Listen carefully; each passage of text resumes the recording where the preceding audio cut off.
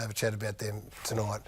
What's happened to this once feared football club that was the West Coast? And when you boys weren't around when they came into the competition, they came in with a confidence and an arrogance and a strut, and they didn't take a backward step to anyone.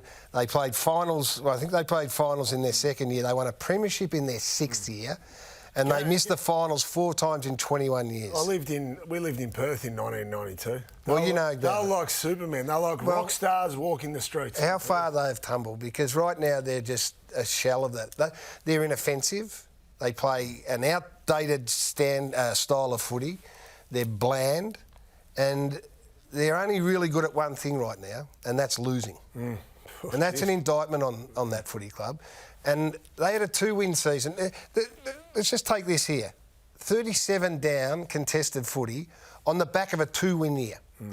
And all the Western Australian people say, oh, no, excuses. Fair enough, COVID, all that sort of stuff. We'll get to that in a moment. OK, you've had 6 months to do something about it. You come out, you get done by 37 points. They've lost contested footy by more than 30 or more team in the competition over the past 5 years.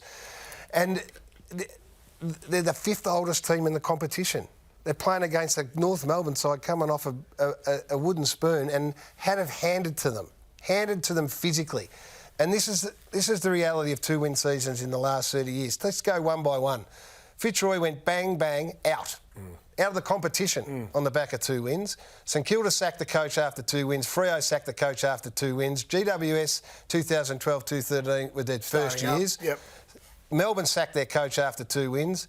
Carlton didn't sack their coach after 2 wins. They did the next year, and North Melbourne sacked their coach after 2 wins. And I know that there was COVID and there was some circumstances around it, but this is a West Coast Eagles brand that is being damaged right now. So are you saying, you're pointing into that graphic there, Gaz, obviously it doesn't read well for coaches. It doesn't read well for Adam Simpson. Are you saying Adam Simpson's job's on the line?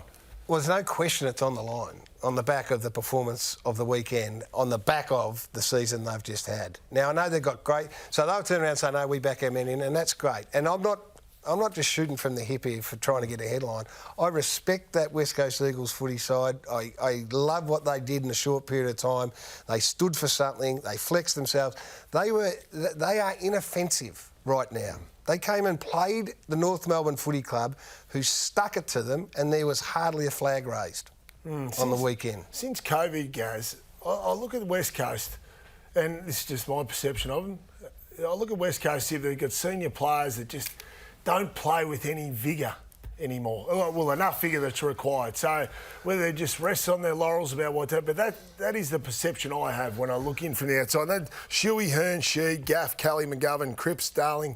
They're senior players there. They're not bottom 2 wins a year too. Do you think they were able to sort of skate through last year without much criticism? I feel like we gave them a pass on the back of COVID, because there were times there where they put out an unrecognisable side. So I kind of understand that, but it's gone too far. Do you think that's partly responsible for the lacklustre beginning? How can it? But, well, maybe it is, Bucks, but when you are, as I said at the start of this, when you are a proud football side that have been able to establish such a reputation that after the year you've just had, and you've had 6 months to get ready, we saw a vision before there of Larkin outmarking 3 blokes on the goal line. They just looked at him. I mean, what's that? Well, what I would say is, coming up against them in the 2018 final series, they were as connected a team.